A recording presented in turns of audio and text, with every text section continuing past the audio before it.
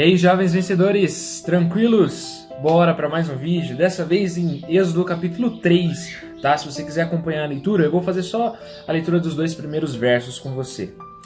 Moisés apacentava o rebanho de Jetro, seu sogro, sacerdote de Midian, e levando o rebanho para o lado oeste do deserto, chegou a Horebe, o monte de Deus.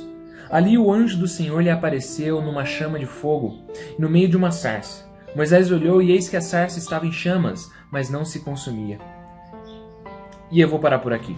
Bom, aqui nós vemos um diálogo entre Deus e Moisés. Lembrando o episódio passado, nós falamos sobre a preparação de Moisés, quando ele foge do faraó, foge para Midian, lá ele se casa, tem filhos, né? E vive ali apacentando ovelhas durante 40 anos. Deus então vê que Moisés, o seu líder, estava pronto para ser chamado, e nesse episódio nós vamos falar sobre o chamado de Deus. Esse é o título, o chamado de Deus. Em primeiro lugar, quais são as condições para que Deus chame alguém?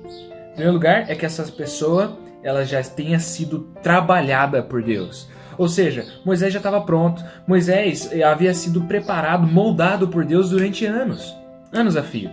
Deus nunca chama alguém imaturo.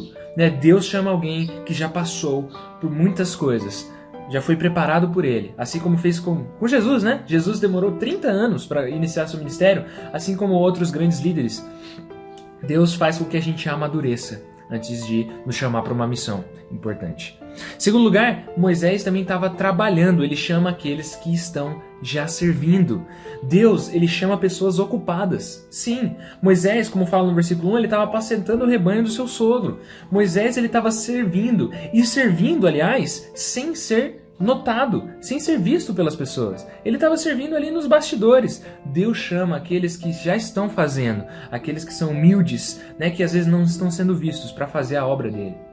Isso é interessante, gente, porque a gente pode falar assim, mas eu sei que Deus nos chama a pregar o evangelho, eu sei que eu preciso fazer a diferença no mundo, mas olha, eu trabalho, eu estudo, eu tenho família, eu tenho um monte de coisa para fazer. Mas é aí que é o ponto. Deus, ele não está preocupado se você está ocupado ou não, mas ele está preocupado com a sua disponibilidade. Deus, ele sempre chama pessoas ocupadas, mas pessoas disponíveis ao mesmo tempo. Então, que nós estejamos prontos e não ociosos, mas sempre servindo ao Senhor, porque ele nos chama, assim como chamou Moisés. E agora eu queria refletir com você sobre a seguinte frase: quando Deus nos chama. E aí eu queria falar o primeiro ponto com você. Deus nos chama, quando que ele nos chama, o primeiro ponto é que ele nos conhece perfeitamente. Quando Jesus nos chama, Deus nos chama, ele nos conhece de modo completo. Lá no versículo 4 diz que quando Deus viu que ele se aproximava para ver a sarça, Deus o chamou dizendo: Moisés, Moisés. Para um hebreu daquela época e também muito mais para frente, um recurso literário que era muito utilizado pelas pessoas, não somente literário, mas oral, em textos, seja escritos, seja falados, era para enfatizar alguma coisa, eles falavam 2 vezes aquela coisa. Nesse caso aqui, Deus chama Moisés 2 vezes. Por que Deus fez isso? Só por uma questão de gosto? Não, porque ele queria enfatizar que ele conhecia muito bem Moisés, que ele tinha uma intimidade com Moisés, ou seja, antes mesmo de Deus nos chamar, ele já nos conhece perfeitamente. E, aliás, ele conhece você mais do que você mesmo.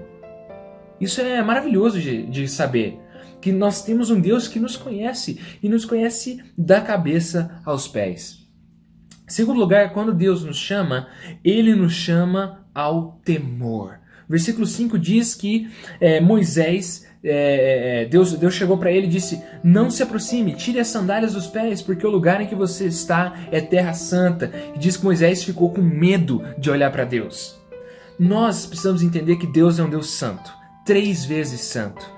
A terra santa ali, que Moisés havia se inserido, não era santa porque ela era especial de algum modo, mas ela era santa porque Deus estava lá. Porque ele é santo. E Moisés teve medo de Deus. Sabe por que ele teve medo de Deus? Não porque Deus seja maligno, mas porque Deus é tão majestoso, tão santo, tão glorioso, que um pecador não consegue permanecer na sua presença. É por isso, nós precisamos entender que Deus chama aqueles que o temem. Nós precisamos ter reverência e temor, um temor santo a um Deus santo. Em terceiro lugar, quando Deus nos chama, Ele nos dá uma missão e uma direção a seguir. Nos versículos de 7 a 10, Deus vai dar exatamente a missão que Moisés tinha que fazer. Ele disse que via a aflição do povo, ele disse que ele havia decidido tirar aquele povo de lá, libertar aquele povo da escravidão do Egito, para levá-los para uma terra boa e ampla, uma terra que mana leite e mel, né? Um lugar onde haveria descanso para aquela nação e um lugar onde eles poderiam adorar a Deus. Então, Deus, ele chama Moisés, mas ele não chama Moisés e fala: Moisés, vem fazer uma missão aqui. Aí Moisés fala: qual? Aí ele: é um segredo, é um mistério. Não, Deus nos dá toda a direção, nos fala qual é a missão, nos dá o caminho a seguir. Deus, ele diz qual é a missão, o propósito da missão e quem está por trás da missão. Quem está por trás dessa missão? O próprio Deus. É isso que precisamos entender, que a missão pelo qual Ele nos chamou não é uma missão para nós, é uma missão que já é dele. E nós somos instrumentos de Deus para realizar essa missão. Em quarto lugar, quando Deus nos chama, Ele nos encoraja. Olha lá o versículo 12, né? Moisés, no versículo 11 anteriormente, ele diz, né? Poxa Deus, mas quem sou eu para ir ao faraó e tirar do Egito os filhos de Israel? Moisés se questiona, né? Ele reconhece ali a sua limitação, a sua pequenez. Mas Deus responde para ele: olha, eu estarei com você. Eu estarei com você. Deus, Ele nunca chama você e deixa você largado, mas Ele nos chama e nos encoraja no caminho. Ele promete que estaria com Moisés. E a sarça ardente, esse é um detalhe muito interessante, porque a sarça, ela representa Moisés. E o fogo representa Deus. A sarça era um arbusto insignificante, ninguém dava atenção, né? Não produzia frutos. Era como se fosse um arbusto frágil qualquer ali. E assim como nós somos frágeis, nós somos insignificantes, não importantes perto de Deus. Mas essa sarça ali, ela começou a pegar fogo, e um fogo que não a queimava, mas que estava ali. Esse fogo é Deus. Deus, Ele é especialista em chamar homens fracos e insignificantes como eu, como você, para que eles sejam instrumentos de milagre, instrumentos de maravilha de Deus.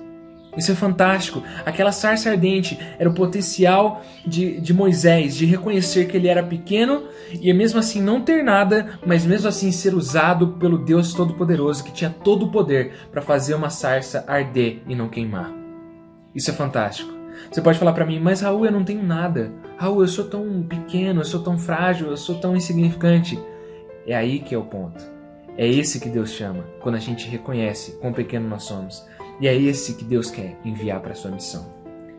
Em quinto lugar, quando Deus nos chama, Ele nos dá autoridade. Os versículos 13 e 14 dizem que Moisés perguntou para Deus: mas Deus, eu irei em que nome? O que eu vou falar para o povo, né, para eles acreditarem em mim? Deus diz assim: diga que eu sou te enviou. Eu sou te enviou. Ou seja, Deus, Ele nos dá não uma autoridade do nosso próprio nome, ou autoridade da nossa própria reputação, ou autoridade do que a gente fez de bom, mas a autoridade dEle, do nome dEle, do poder dEle. E a palavra eu sou significa que Deus, Ele simplesmente é. Ele é autoexistente. Não foi alguém que o criou, mas Ele se autocriou. Ele é. Esse nome é fantástico. É demais. E em último lugar, em sexto lugar, quando Deus nos chama, Ele sabe tudo o que vai acontecer. Tudo. Deus fala ali dos versículos 17 ao 22, traçando ponto a ponto do que iria acontecer. Olha ali. Eles ouviriam Moisés, Moisés iria até o faraó, ele falaria as palavras do Senhor, o faraó não os deixaria sair, Deus traria o seu poder por meio de pragas milagrosas, para que então o faraó liberasse o povo de Israel, e os egípcios entregariam também metais preciosos aos israelitas, eles iriam despojar aquele povo. Deus, ele elenca aqui tudo o que ia acontecer tempos antes de acontecer. Isso é fantástico. Deus, ele já sabe o que vai acontecer. Sabe, quando a gente pensa sobre o chamado de Deus para a nossa vida, Deus, ele também nos chama a sermos como Moisés. Instrumentos de libertação. Libertação não do Egito, não da escravidão egípcia, mas da escravidão do pecado. Deus, ele nos chama a anunciar não a nossa própria palavra ou os nossos próprios conselhos, mas a palavra dele e o conselho dele. Ele nos chamou para tirar o povo escravo deste mundo, para uma terra que mana não leite e mel, mas para uma terra em que existe alegria e felicidade eterna, a Nova Jerusalém, o paraíso eterno. Essa é a missão que Deus te deu. Agora é o seguinte, você aceita essa missão? Você aceita esse chamado? Deus está nos chamando. Ele nos encoraja, Ele nos conhece, Ele nos chama ao temor, Ele nos dá toda a direção, Ele já sabe o que vai acontecer e nós vamos na autoridade dEle. O que você está esperando? Próximo episódio vamos ver como que Moisés deu uma cambaleada, tentou fugir da missão, mas não teve como. Não há como fugir, Deus nos chama. Atenda o chamado dEle. Deus te abençoe, até a próxima. Falou!